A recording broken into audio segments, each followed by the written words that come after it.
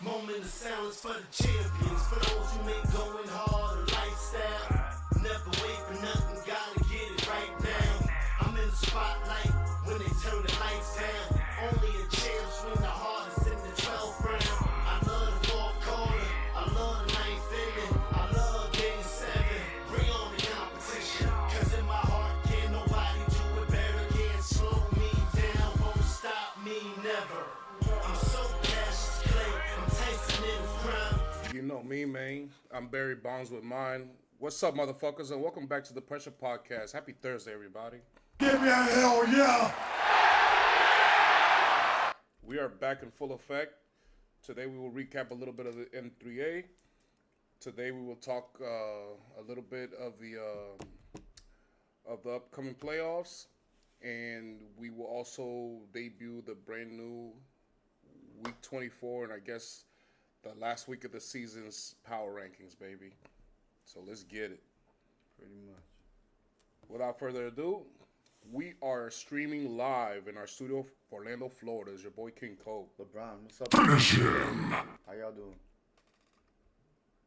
We are the Pressure Podcast. We are on Mondays, Thursdays, and Saturdays at midnight. You can catch us at Pressure Podcast live on YouTube. Whoa, this is not what I put in there.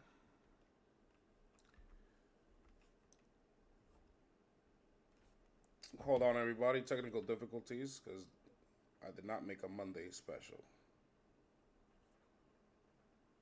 Why didn't it save?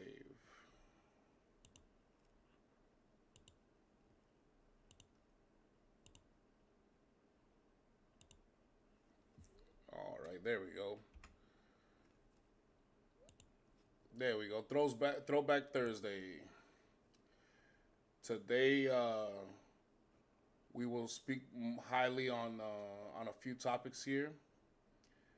As you see, Luka returned yesterday, and he was crying like a little bitch.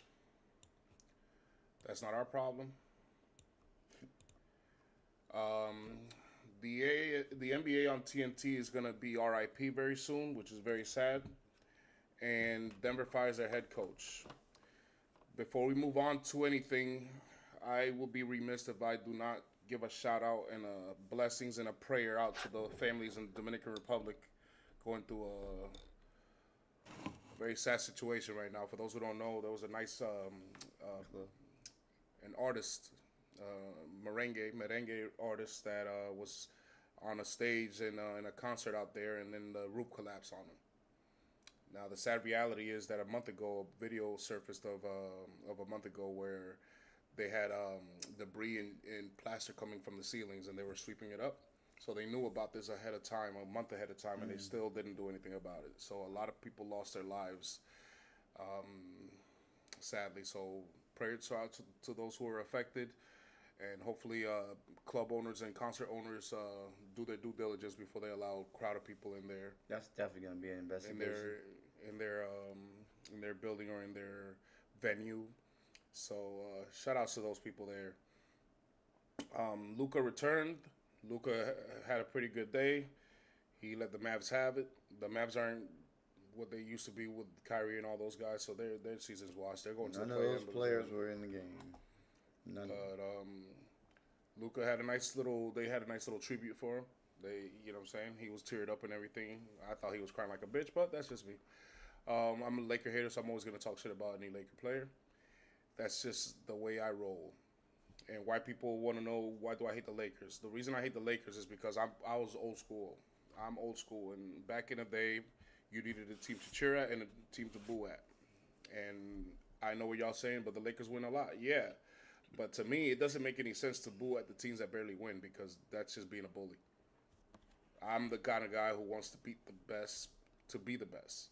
And if the Lakers and the Celtics are the ones that have won the most championships in NBA history, then those are the ones I'm going to say a big fuck you to. They should be the most hated.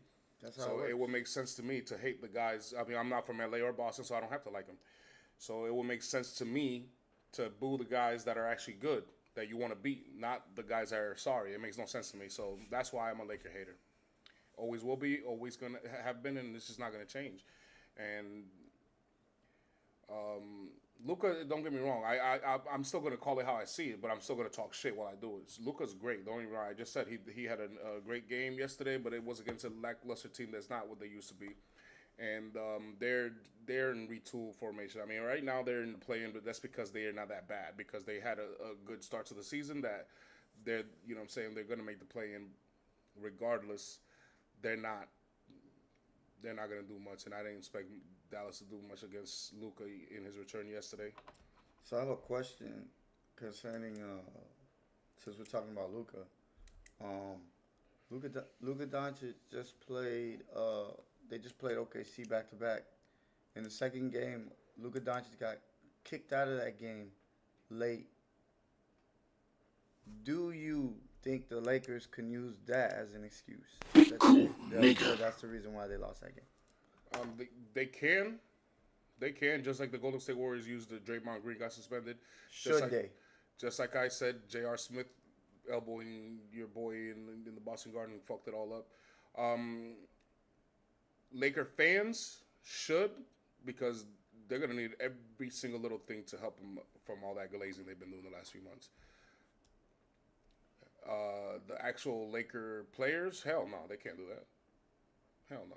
But the fans can. Because I heard LeBron say something about that it was a weird moment there. He got kicked out of the game, and then somebody else got a technical, and I'm like, bro, but at the end of the day, you have other players that have to step up. They stepped up against Golden State. Why they can't step up in this game? So my thing is, yeah, you can lose a player, and I get it. Not everybody's the Boston Celtics or the Cleveland Cavaliers, but you develop these players that are on your bench so that when something like that happens, unfortunately, it sucks because you don't want to see it. You don't want the rest to determine how the game's going to be played. But you do have other players that have to step up. They just have to step up, and that's what they're there for. Somebody goes down, strength in numbers. You gotta have that. In order to get deep into the playoffs, you're gonna have to have that. And the reason why I say this is, what happens? Knock on wood. If one of those two go down, what happens then? The Lakers are screwed. Is that basically what the Laker Nation is gonna be telling me, or are you still gonna glaze? Oh, we're going to the finals still, because that's all I keep hearing. But I don't see the depth in this team. And that's my problem. I feel like they don't show up when their leader goes down. Well, we have established the fact that they have 3 players, and that's about it, that might show up in the playoffs. We'll see who else comes to the party. So, yeah, the fans can say it, but the Laker players, no, they cannot say it. There's no excuse for losing a game that you were winning when you're, you know what I'm saying, when your stars got, you know what I'm saying, kicked out of the game or got a tech and, you know, get thrown out. You got to be a professional. You got to do what it takes. There's going to be injuries that happen in sports. There's going to be times where a guy gets a little feisty with the ref and get a call that gets him booted, and you're going to have to, you know what I'm saying, take the reins and take it with you, because last year, it's funny. Last year I wanted to go to a Warriors game here in Orlando, and I didn't because I had to work, and it just crept up on me. It just the calendar just flew by, and then I'm like, fuck, today's the day, and I can't buy the tickets too late because I have to work. Well, long and behold, I got to watch the highlight. Within the first 5 minutes of the game, Draymond Green gets kicked out, and Steph Curry's just there. He's not complaining, but he's just so mad that he's almost crying. Like, I'm one of those, when I get super, super mad, I start tearing up. Not, ooh, like Tyrese Maxey, but I get mad. I'm like, man, fuck all y'all, you know what I'm saying? And I saw that from Steph Curry, but he didn't use that as an excuse. He just kept it going, even though, you know what I'm saying, Steph Curry patted him in the back. I know, but this is what we got to do. We're professionals. That's what you need to do.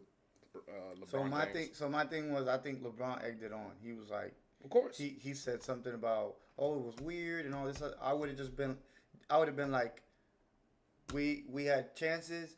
They executed when they needed to. Next question. That's all I would have said. There's no reason to egg it on, because now what you do is you get the media involved, and you be talking, LeBron. You be talking about the media be fucking with you, but look what you're doing.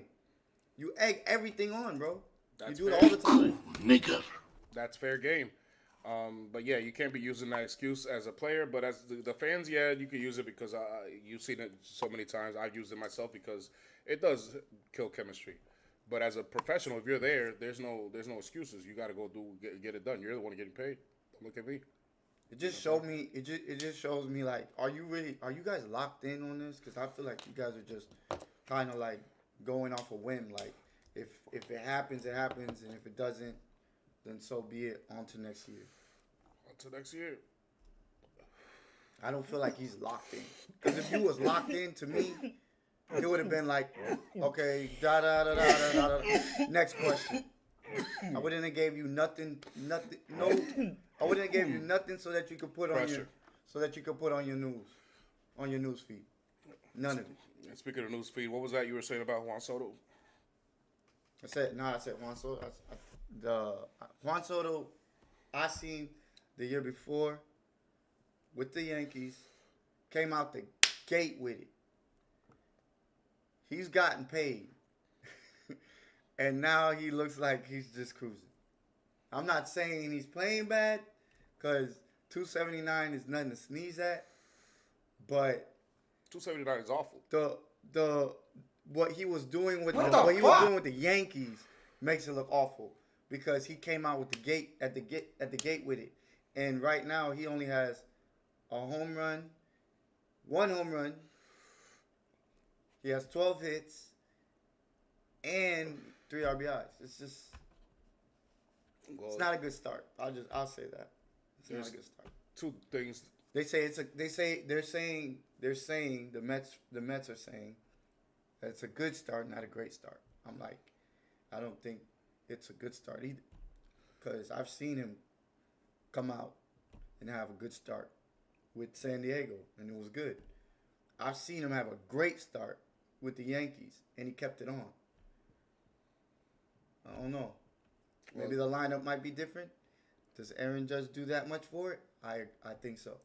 Well, there's two things I wanted to say. Number one, who's hitting around him? I told you that last year. Depending on who hits around you, you get more pitches to hit. Well, he does have Pete, who's balling right now. He has 3 home runs and 15 RBIs, and he's hitting over 320. And he does have Lindor. So it's not like he don't have nobody. Yeah, but Lindor's not a guy that you pitch careful to. Unless there's players. But Lindor's the leadoff. So exactly. I'm not expecting him to be, the end all be all. I'm expecting Pete Alonso, which is what he's doing. Yeah. He's been and number 2, efficient this year. He no longer has that short porch in right field anymore. That is true. Even though I'll be honest, last year he didn't hit too many over there. No, but he had a lot of apples. His batting average definitely helped with that. Oh yeah, absolutely. But I think again, Judge has a lot to do with that, because if you look at Cody Bellinger this year, even though I think he's just okay right now, but I think also he came out, he was on fire, because he's getting pitches to hit, because he has to, because they're not going to give him the Judge. They're going to make everybody else beat him. Yeah, but there's no Stanton back there to help. Yeah, no. Nobody fears Bellinger. But what I'm saying is they're gonna go to him. That's who's gonna get the pitches. So that's why he's able to be productive right now. Yeah, but I miss having 2 guys or 3 guys that they're scared to pitch to. That's different. What the fuck? Yeah, I'm not saying it in a good way. I'm just saying. I know. This is what I mean. Like what Judge brings to a lineup. I hear you. They fear Soto, but they don't fear Soto like they fear Aaron Judge. I just put it like that. No. But imagine if you have Soto in front of Aaron Judge. You definitely fear both of them. And then stand behind them, enough said. Yeah, that was a tough line. I don't know. All right. That's tough. Set to tonight's iffiest topic that we have right here. The Nuggets have fired their head coach, Mike Malone, with 4 games left to the playoffs. I don't get it. This is a mile-high mutiny. For those who don't know what a mutiny is a sailor term. It's a thing like, let's say you talk about Jack Sparrow and his Black Pearl, okay? For those who have seen the Pirates of the Caribbean. Remember in the beginning of the movie, Jack Sparrow's trying to find a crew and a ship because Barbosa, who used to be his first mate, or pause, his or his lieutenant. You know what I'm saying? He was a captain. That's a lieutenant. He conspired with the entire crew to overthrow Jack Sparrow so he could be captain and take the ship. That's what a mutiny is, when they literally fire you. Screw you! You're fired! So a mutiny in the Mile High. So these are the first two things when I heard this, okay? Number one, another champion head coach fired. That's what I just wrote. I literally just wrote that. And then number two, why now, right before the playoffs? Why didn't you just wait until after the playoffs, or why didn't you do this months ago? And then my other thing is a third one. The Nuggets haven't had their whole lineup all year. Aaron Gordon was out half of the time. Then Jokic went out for like 2 weeks. Jamal Murray's still hurt. How the fuck are you supposed to be successful without 3 of your best players? And it's not like they're not going to the playoffs. You know what I'm saying? So like, I don't get the move. Somebody's gonna pick him up. He's a good coach to me. I think he's a good coach. I think he's good enough to coach a lot of people that have probably some bum ass coaches right now. We'll get to that. So we'll get to that. But according to there's a few of the in the know, Malone and the GM just were having a toxic relationship. very good. They were having a toxic relationship, so they both got fired. The owner had enough. Now, apparently, Jokic was a fan of Malone, but not all the players were. He's one of those old school, scream in your face type of coach. Okay.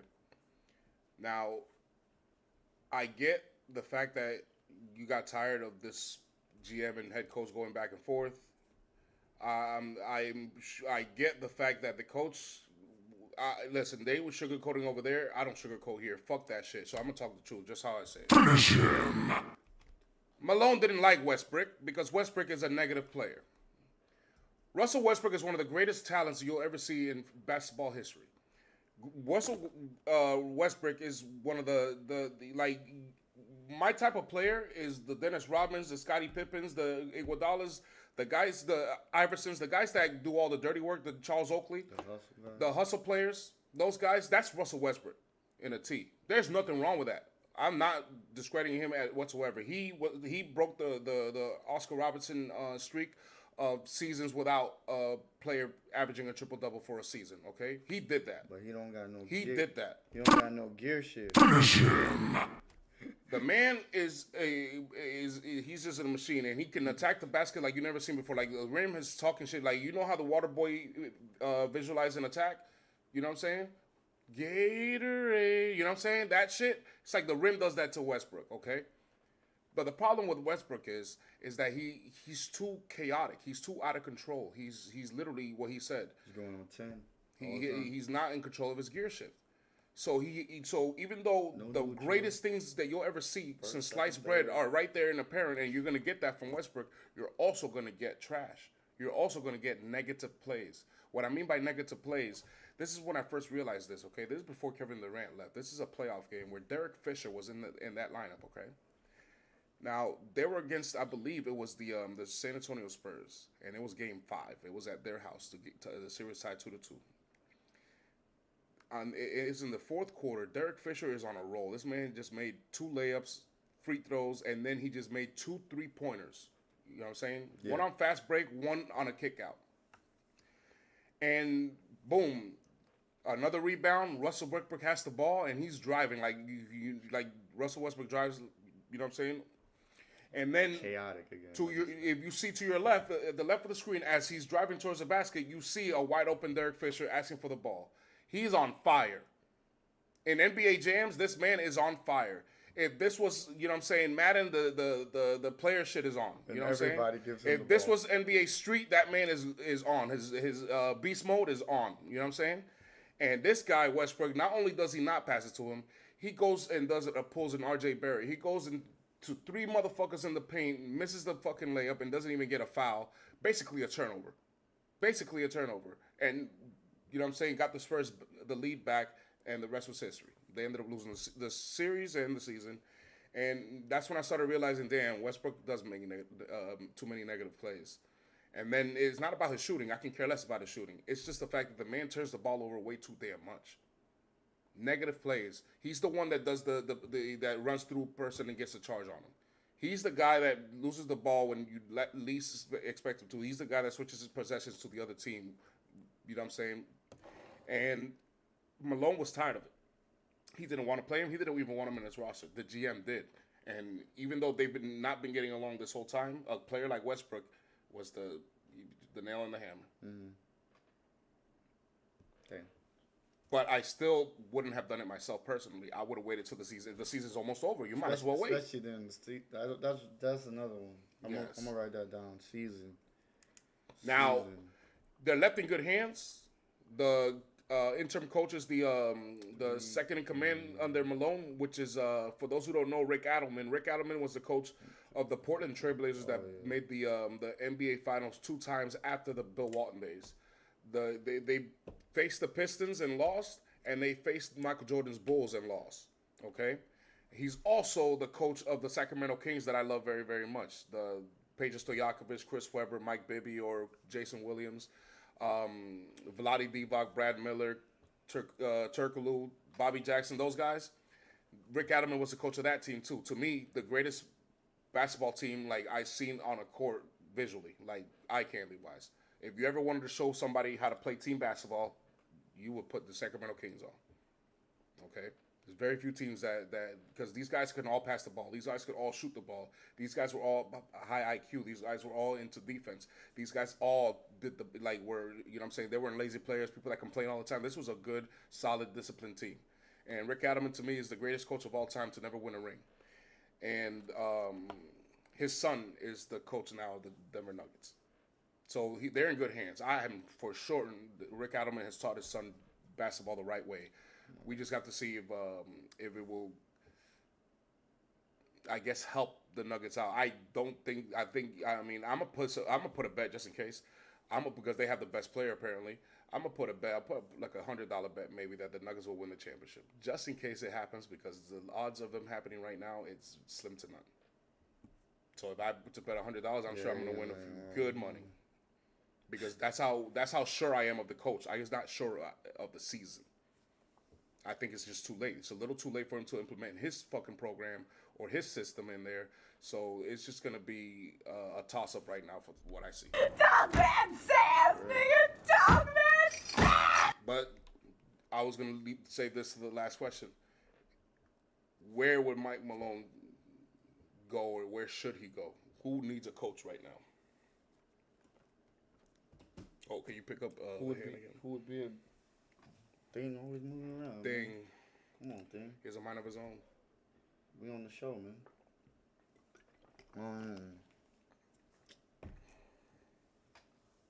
That's what I was thinking. I know a lot of teams that use him, but what team could use him? That doesn't have a coach, because I think Atlanta has a good coach. I think Indiana has a good coach. Chicago? Maybe. But does he really want to go over there? Because that's a really rebuilding team. I mean, where could he go? I mean, I was thinking Orlando, but the coaches in Orlando is not that bad. But I think this guy could be better. No, I know, but I don't want to see somebody else who doesn't deserve to get fired. No, because I feel like he's been building that. Because a guy in Orlando, let me tell you something. This guy's a better coach, but the guy here in Orlando, 2 years, he been there 2 years. The guy in Orlando, and he's made them better every year. He ain't bad. He doesn't deserve to lose his job. But this guy's way better though, way better. So I was thinking Orlando if they want to fire the coach, but I don't know why would they do that. I'm thinking there's obviously Miami, New York is not an option unless New York shocks the world. What do you think about the Grizzlies coach? The Grizzlies coach is not too bad. It's not. I don't think it's on him more than anything. I think it's the players and the GM scouting. Yeah. He shouldn't have let go of Dylan Brooks. That took him from contender to pretender to me. Yeah, I feel like that really took their edge away. Like the guy that I guess shit talks or whatever it is, his antics. It don't matter. It works. Hey, maybe he could be the Lakers' new coach. What the fuck? How about the Houston Milwaukee. Rockets? How about the Houston Rockets? Maybe they could Milwaukee. use coach, huh? Milwaukee.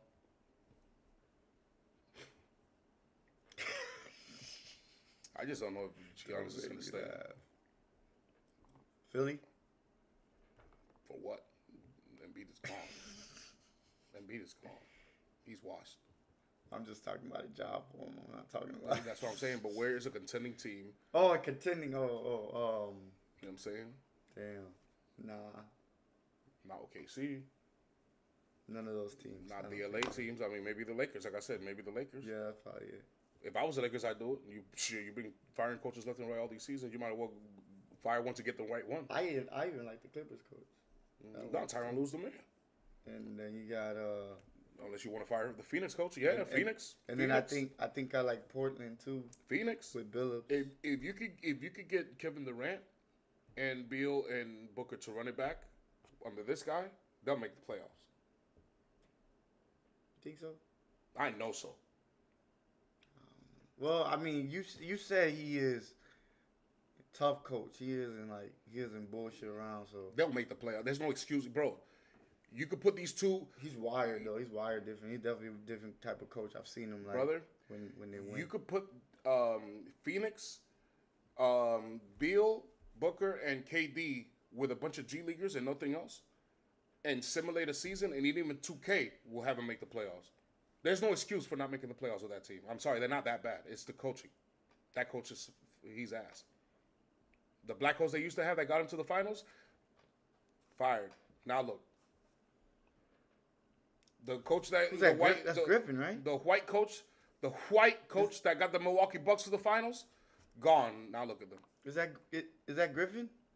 I don't know his name. The white coach that Denver Nuggets just fired won a championship.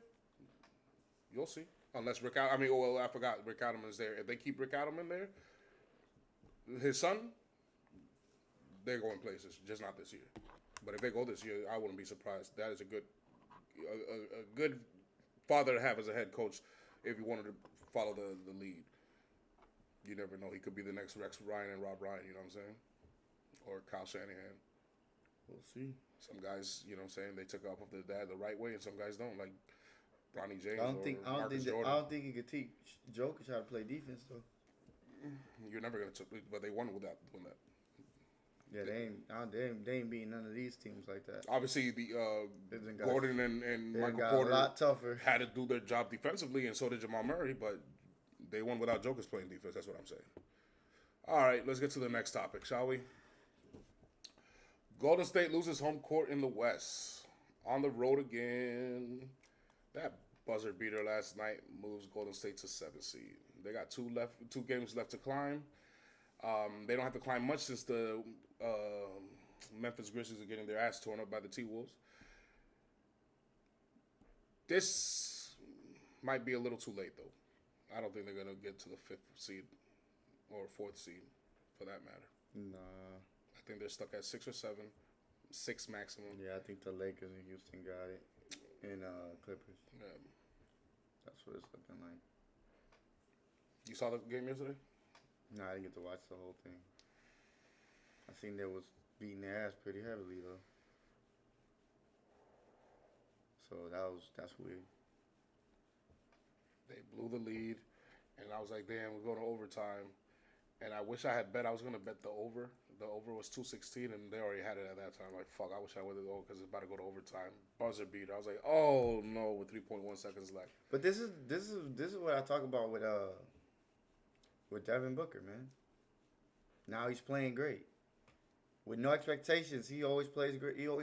But the moment they start going, oh, he's going to play, oh, we're going to the finals, that's when he don't know how to shut the noise up. He can't handle the pressure. Yeah. That's how I know he's great. He's a great scorer, but he'll never win a championship because he don't know how to block that shit out. Who's this again? Devin Booker. Devin Booker. You see he's balling now. If you watch his last 4 games, he Nobody paid attention to but the ain't seconds. nobody cares because there's no expectations for it. So now he can ball, but The moment, you know, like let's say Phoenix got to one of those seeds. They're not, obviously, but they get to one of those seeds and they get in the play in. The expectation is gonna be like, oh, Phoenix getting hot right now. Look, Devin Booker balling. I expect them to win the game in the play in and go to the playoffs. Man, fuck Devin Booker. The first thing he gonna do is have a terrible game. Fuck Devin Booker. He can't handle it. He just can't handle it. Devin Booker to me is the most overrated star in the league. I think he's not a star no more. He is, bro. He is. I'm sorry to say it, but stars they He's rise. overrated. That man's They cooked. rise. His career and his resume is cooked right now. Absolutely cooked. This man has a habit of not showing up in the final deciding games. Even the NBA Finals against the Milwaukee Bucks, the last game 6 was it? Yep. He didn't show up at all. Bucks just took that shit. Clamped his ass. And the thing is that you're not supposed to be able to clamp him. You could bother him, but you're not supposed to be able to clamp him. And I think that's his mental thing. He clamps himself too. He's just not that kind of, like you said, he's just not that kind of guy. He's the most overrated star in the NBA right now. I don't give a fuck who talks about What the fuck? He really is. Another thing I wanted to mention about the Golden State Warriors is Shit, I'd rather take James Harden. James Harden at least give me 10 assists. yes, depending on where the Warriors finish, it looks like they might finish 6th because the Memphis just lost, so they're gonna switch. Oh yeah, with them. facts. They did. And that means that the Lakers are going to face the Warriors in the first round. They might still be able to advance. They got a stronger team than the Lakers do. Yeah. They have a stronger cohesion than the Lakers do, and they have a stronger defensive mentality than the Lakers do. Yeah, I think that's what'll win. Let's see. Let me think about it a second. Okay, so let's see. If you get playoff Himmy and average Steph Curry, I still see them winning against the Lakers in a 7-game series. If Podemski shows up and keeps hitting those little threes from, you know what I'm saying, on that pick and roll, I can see them win that series. If it's average Himmy and Chef Curry, No, that's different. they're winning 7-game series. I think they'll win that in like 6. And it's playoff Himmy and Chef Curry. Oh no, that's a sweep. That's a sweep. That's a sweep. But same could be said for Bron and Luka. I don't think so. But I don't think there's a chance. I don't think Luka's on Steph's level. I don't so think it's there's like, a chance in hell that the Lakers could sweep the Warriors in any way whatsoever. That's a scenario I just don't see happening. I could see the Warriors sweeping the Lakers with the right, you know what I'm saying, sedatives in there. But so you like what you're saying is you like more of their bench than you do the Lakers. Or a team all around. Got you. Okay. I mean, they do. I mean, they have a lot of experience too. I mean, they really do. They do. They really have. That's a lot of experience with just those two. So I just don't see a scenario. I'm not even trying to hate because yes, I'm a Laker hater, but I don't see a scenario where the Lakers could ever sweep these Golden State Warriors. Like with the Lakers, unless there's an injuries. Yeah, like with the Lakers, I would say, really the only experience they really have is LeBron. Gabe's been there, but he didn't show up in the finals. So. Nope. But you got to get to the finals first, and he did show up before that. Yeah, I'm saying. I'm saying if he doesn't, doesn't show up, they'll sweep. I hope not. They'll sweep. I mean, I really do hope not. I'd rather see the Lakers lose any day of the week. All right, let's get to the cover athletes of today's episode. Sadly, NBA on TNT signs out very soon. This is the end of an era. The greatest of all-time hoop show is closing the regular season tonight. Today is the last Thursday of the regular season. The next time you will see Shaq and Kenny and Ernie and Charles is for the playoffs. And this is the last season. This is fucked up because I thought this was going to last forever. This is fucked up because I thought the NBA used this as a weapon to, or maybe not a weapon is the best way to say it, but as an ambassador to the game of the NBA. I thought this was stupid because these guys still have a lot left in the tank. And I thought it was stupid because these guys have better ratings than some N3A games. So or football games for that matter. But I have a question. What are they replacing this with I have something? no idea what they're gonna do, broski. But TNT is done with basketball. Apparently, I don't know why. They're so stupid. They're very, very stupid because it used to be the NBA on NBC. The jingle from the Kevin Hart commercial. Yes, sir. Then and people were pissed off. Like, yo, how you gonna fuck up a classic? How you gonna fuck up a classic? Don't fix what's not broken. It's my favorite motto in the world. Do not fix what's not broken. Facts. Okay? If it ain't broke, don't fix it. There's a lot of ways you say it. There's a reason for that. It's called wisdom. It means that you can easily fuck it up more if you know what I'm saying, try to fucking handle shit that you know what I'm saying, you're not supposed to be messing with. That just works just fine. You're trying to make it better, but obviously you always have the chance to make it worse. Yes, sir. And now they have something that's been on for over like 30 seasons, and it's gone. It's absolutely gone. How would you remember Shaq and Company? Because you know what I'll remember? I'll remember the laughs. I'm gonna remember their insights.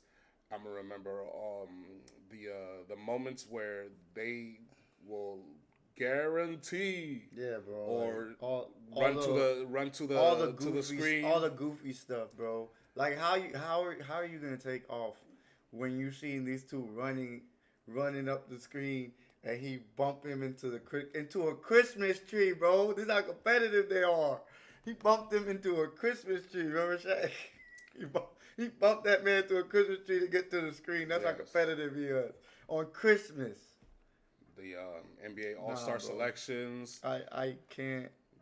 You know what I'm saying? Everything. The slam dunk contests. They're the guys that are doing most of the voiceovers. They used to have the hoop in there, and they would shoot. And you know what I'll remember the most?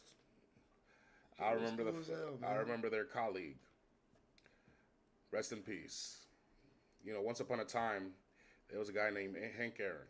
Okay, and Hank Aaron in one game in Atlanta was scheduled to break Babe Ruth's all-time home run record, which everybody who knows sports knows who Babe Ruth is.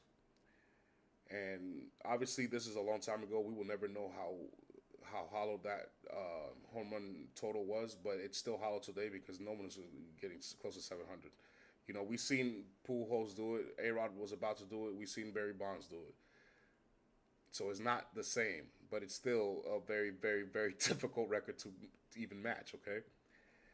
But this is a black man doing it for the first time, okay? I believe it was in the 70s, the early 70s, so it's still pretty racist out there, okay? Hank Aaron smacks one, the crowd goes crazy, and there's a guy running alongside with him, okay? Running alongside him, congratulating him, this and that. He was just a fan. It just so happens as this fan ended up becoming a sideline sports reporter. This sideline sports reporter ended up being famous because of his outfits he used to wear on NBA on TNT. His name is Craig Sager. Rest in peace. Rest in peace, NBA and TNT. I will miss them very, very dearly. This is stupid. Craig, Bernie, Versace, whatever it is, burn it. If you know, you know. Closing there. So let's get to the Mortal Kombat power rankings, the last power rankings of the season. Let's see what you got over there.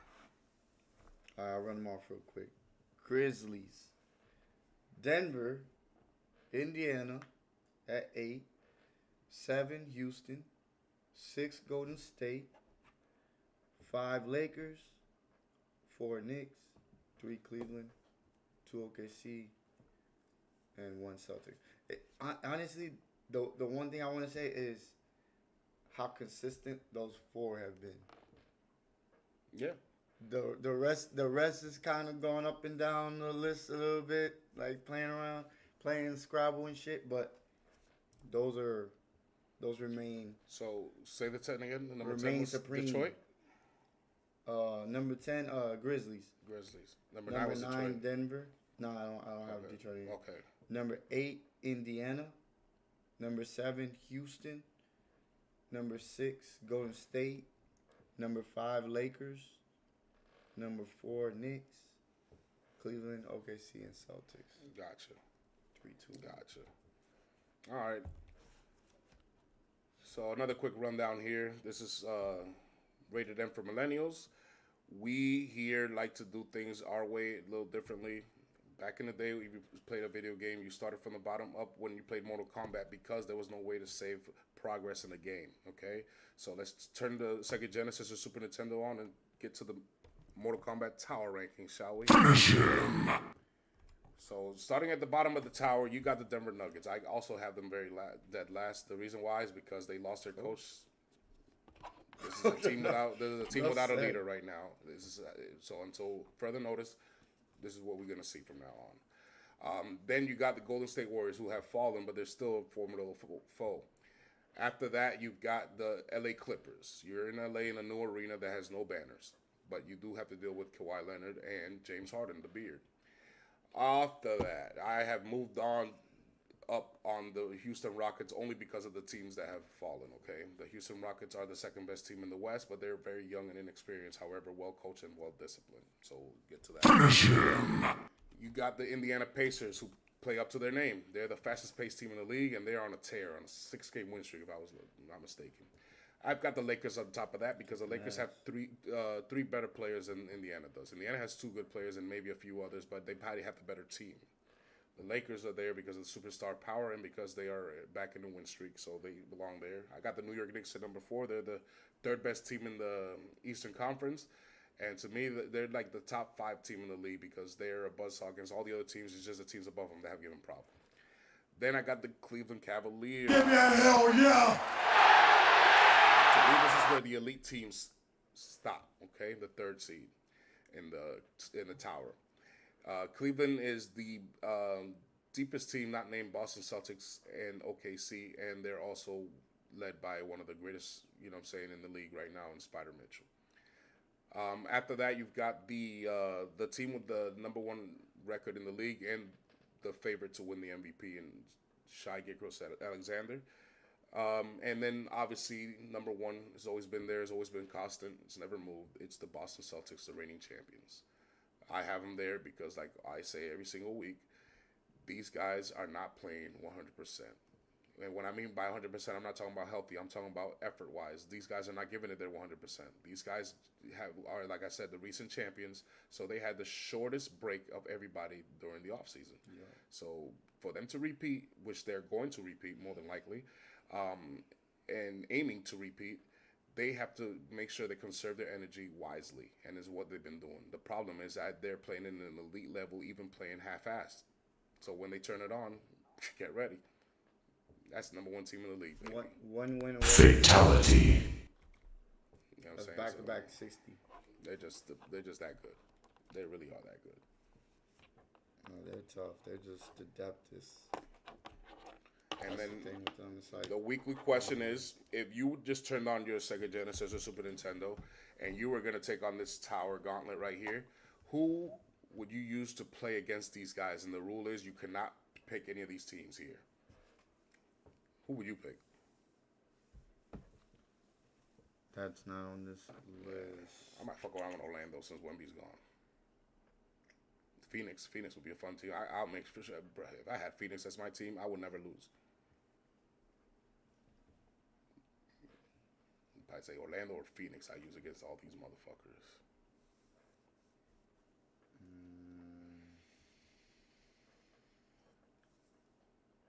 I'm trying to think if there's another team I want to play with. A lot of shooters. Sacramento. Yeah. Sacramento.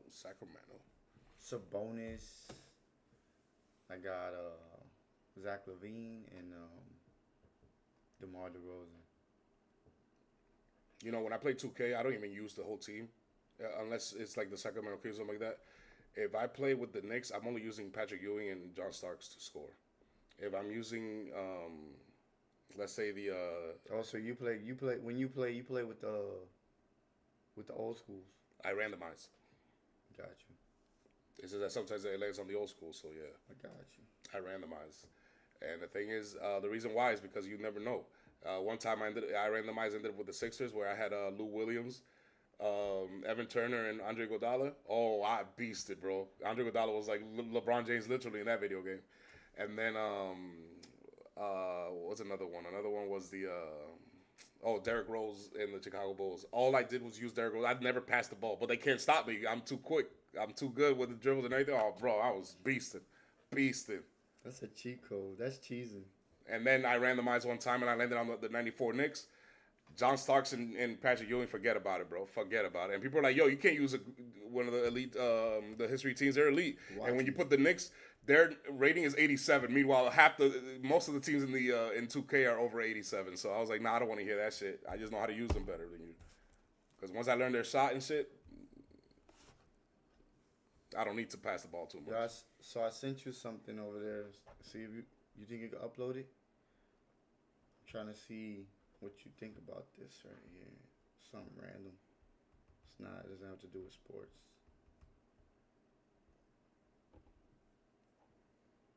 Tell me what you think about that.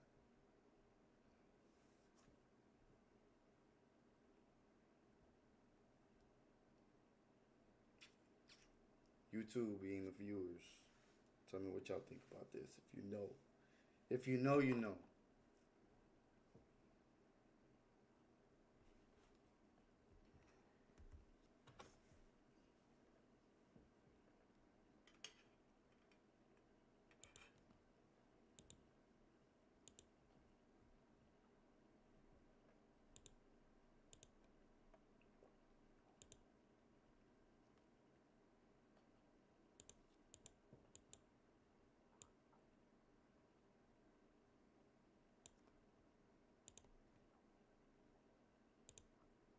And I know this list is wrong.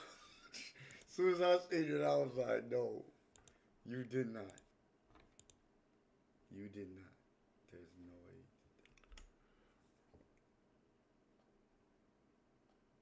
way. All right, so he sent me this just now. I love these little memes. Yeah, me too. But this is so wrong. So what he's showing us here is someone posted, obviously on social media, that this is their Atlanta rap Mount Rushmore. What the fuck? In there you got Young Jeezy, you got Gucci Mane, you got T.I., and you got Future. Not bad lists. That's not a bad list at all. It's not that bad. Those are, all four of them are actually very respectable. They're respectable, but are they the right, like... No, of course they're not the right ones, but they're not. It's not that bad. It's actually not that bad. It's not like it's disrespectful. They at least chose for the... No, yeah, they did. I ain't gonna lie, but there's somebody it's not that bad. There's somebody missing on this list that they missed. There's two people in here that... Especially this one, because this one, to me, he's that dude, he's ATL. ATLians. What are we talking about here? Yes, I'm talking about Andre 3000. How the hell is Andre 3000 not in that Mount Rushmore? Yeah. That was the man. I would replace Yeezy with Outkast. Yeah. Rightfully so. I would replace Yeezy and Future with Outkast. That's what I would do. And I'm fine with the other two. if not Gucci Mane. Nah, Gucci Mane from Atlanta. He's from fucking Alabama. No. He is from Atlanta. No. Never mind. My bad. How about Luda? Luda also belongs there. That was another one I was looking at. I was like, Ludacris not in that? Yeah. I don't know about that one. But okay. I mean, it is. It's respectable. But to leave Andre off of it, Yeah. you can't do that. You just can't do that. Well, we're going to sign out here, everybody. Appreciate y'all tuning in. We are the Pressure Podcast. It means to perform, react, and do using strategies in sports under rigorous environments, motherfucker. Give me a hell yeah! Whatever podcast reviewer has saved. If you have a webcam, we could always send you a link so we could put you on a little screen right here. Hop on the mic and talk your shit. Finish him! We're here Mondays, Thursdays, Saturdays at midnight. We will be here Saturday to recap the N3A. We will also talk some football and have a mock draft for you post pro days. And we're also going to talk players under pressure. So tune in to then Saturday and see you.